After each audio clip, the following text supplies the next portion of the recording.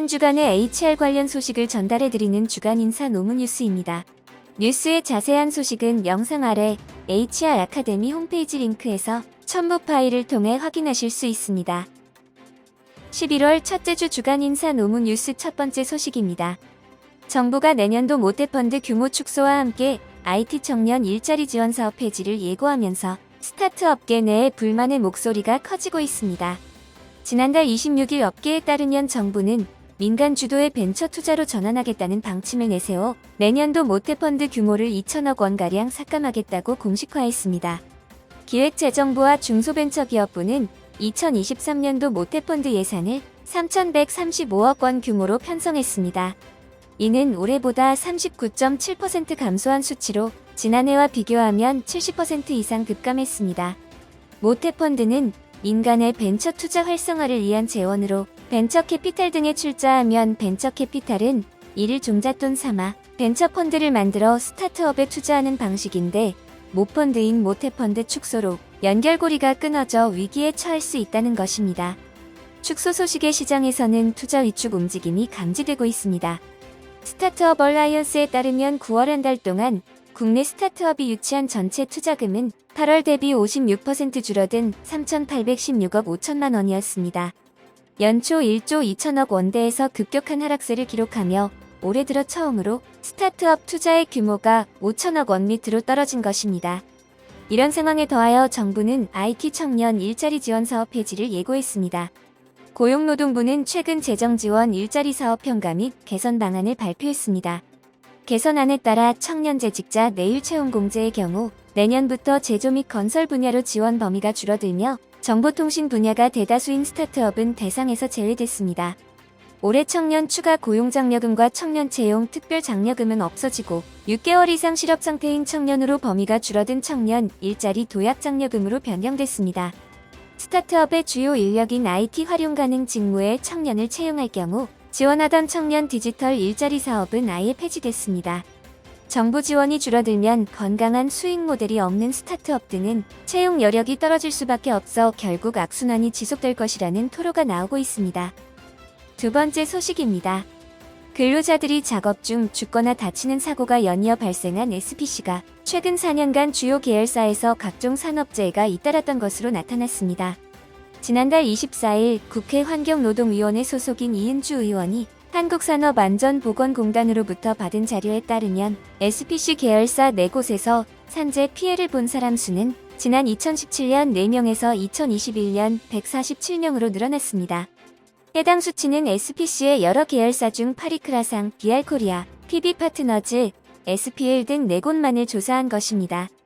4년치 산업재해 현황을 업체 유형별로 살펴보면 파리크라상에서는 넘어짐이 139건 중 38건으로 가장 많았습니다. 그 뒤로는 비임과 절단배임 찔림 순으로 나타났습니다. 같은 기간 SPC가 대리점 제빵기사를 직고용하고자 설립한 PB파트너즈에서는 화상 등 이상 온도물체 접촉이 126건으로 가장 많았으며 절단배임 찔림 102건, 업무상 질병 58건이 뒤를 이었습니다. SPL은 끼임 15건, 근골격계 질환 4건이 보고됐습니다. 눈여겨볼 점은 산업재해 피해 근로자 수가 2018년께부터 크게 늘어난 점입니다.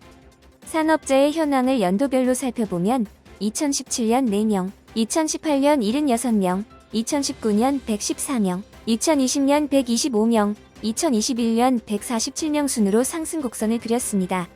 올해의 경우 지난달까지 115명이 피해를 봤습니다.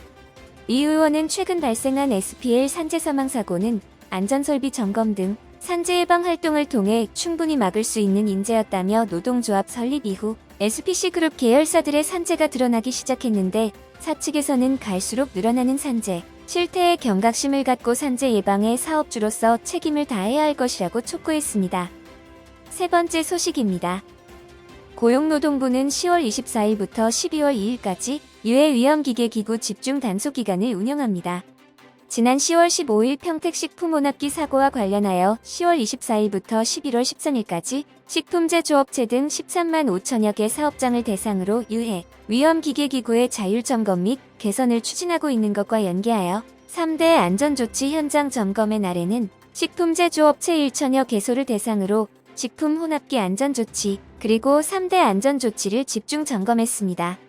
유해 위험기계기구 집중 단속기간 1차는 10월 24일부터 11월 13일까지 기업 스스로 자율 점검을 하면서 개선할 수 있는 기간으로 식품 제조업체의 자율 안전점검 및 개선을 안내하는 공문을 발송하고 현장 점검의 날 등의 2천여 개소를 대상으로 계도에 집중합니다.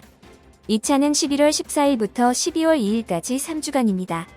이 기간은 일명 무관용 원칙의 불시감독 체제로 전환하여 안전조치가 미흡한 경우 사용중지 명령, 과태료 부과 등의 행정조치와 대표자를 입건하는 사법조치를 병행합니다. 아울러 고용노동부는 건설업에 이어 50인 미만 중소규모 제조업에서 사망사고가 가장 자주 발생하는 12대 사망사고 기인물을 선정하고 기인물별 자율 안전점검표를 함께 공개했습니다. 고용노동부는 12대 사망사고 기인물에 대한 핵심 안전조치 홍보 자료와 자율 안전점검표를 현장에 안내하는 한편 오는 12월 2일까지 운영하는 유해 위험기계기구 집중 단속기간의 점검, 감독 대상에는 식품혼합기 외에도 오늘 공개한 12대 사망사고 기인물과 주기적 안전검사 대상 기계 등까지 확대하여 안전조치 준수 여부를 집중 단속할 계획입니다. 네 번째 소식입니다. 올해 비정규직과 정규직의 월급 격차가 160만 원에 달해 역대 최대를 기록했습니다. 지난달 25일 통계청이 발표한 2022년 8월 경제활동 인구조사, 근로형태별 부가조사 결과에 따르면 올해 6월에서 8월까지 비정규직 근로자의 월 평균 임금은 188만 1,000원으로 정규직 근로자보다 159만 9,000원 적었습니다. 이는 비정규직 통계가 작성된 2003년 이후 가장 많은 금액 차이로 비정규직과 정규직 임금 격차는 2018년 이후 5년 연속 최대치를 경신하고 있습니다. 정규직과 비정규직 간 임금 격차가 벌어진 것은 비정규직 중에서도 상대적으로 급여가 적은 시간제 근로자 비중이 급증한 영향이 큰 것으로 보입니다. 임금 근로자 중 시간제 근로자 비중은 2003년 6.5%에서 올해 17%로 3배 가까이 뛰었습니다. 이에 비해 비정규직 중 근로계약 기간이 정해진 한시적 근로자 비중은 같은 기간 21.3%에서 24.6%로 소폭 늘었습니다. 파견, 용역, 일일 근로자를 합친 비전형 근로자 비중은 11.8%에서 9.8%로 오히려 줄었습니다. 시간제 근로자의 6월에서 8월까지의 평균 임금은 99만 9,000원으로 같은 비정규직인 한시적 근로자나 비전형 근로자보다 현격히 적었습니다. 비정규직 근로자의 평균 근속기간은 2년 6개월로 1년 전보다 1개월 늘어난 반면 비정규직의 주당 평균 취업시간은 29.6시간으로 지난해보다 0.6시간 줄었습니다. 한국노동연구원 선임연구위원은 최저임금 인상으로 인건비 부담이 커진 사업주가 주휴수당 지급을 피하기 위해 시간제 근로자의 근로시간을 줄였을 가능성이 있다고 분석했습니다. 다섯 번째 소식입니다. 지난달 27일 고용노동부와 한국산업안전보건공단은 50인 미만 고위험 5개 업종에 속하는 기업을 위한 안전보건관리체계 구축 가이드북을 제작 및 배포했습니다. 이번에 제작된 가이드북의 업종은 한국표준산업분류상 플라스틱 제품 제조업, 자동차 신품 부품 제조업, 식료품 제조업, 펄프 종이 및 종이 제품 제조업, 인쇄업입니다. 가이드에서는 각 업종에서 발생한 주요한 중대재해의 발생 원인을 전체 공정 흐름도에서 명확하게 제시하여 재해 발생 원인에 대한 현장의 이해도를 높였습니다. 플라스틱 제품 제조업의 재해 분석 결과 사출기 또는 압출기의 폭발, 가공 설비에 의한 끼임, 지게차 등 운반기계에 의한 깔림 사망사고 발생이 높아 가이드에서는 주요 공정별 폭발과 끼임, 깔림 등에 대한 예방 대책을 자세하게 소개하고 있습니다. 자동차 신품 부품 제조업에서는 용접 등에 사용되는 산업용 로봇에 부딪히거나 끼어서 사망하는 경우가 많아 이러한 위험 요인의 개선 대책을 소개합니다. 이뿐만 아니라 업종별로 중대재해 예방을 위해 반드시 확인해야 할 공정별 유해 위험 요인, 특별안전보건 교육의 내용, 비상시 조치 매뉴얼 등 기업에서 활용할 수 있는 사례 서식을 체계적으로 안내하고 있어 현장의 활용도가 매우 높을 것으로 기대하고 있습니다. 여섯 번째 소식입니다. 현대차와 기아의 직접 간접 생산 공정 업무 일부를 사내협력업체 근로자들이 수행한 것은 불법 파견이라는 대법원 판단이 나왔습니다. 지난달 27일 대법원은 현대차와 기아의 사내협력업체 근로자 479명이 회사를 상대로 낸 근로자 지위 확인 소송 상고심에서 근로자 측 손을 들어주었습니다. 이들은 현대차와 기아의 지위 감독을 받아 직간접 공정 업무를 수행했다고 주장했습니다. 그러면서 2년 넘게 사실상 현대차에 파견된 근로자처럼 일했던 만큼 파견법에 따라 현대차가 직접 고용한 것으로 간주하거나 직접 고용해야 한다고 주장했습니다.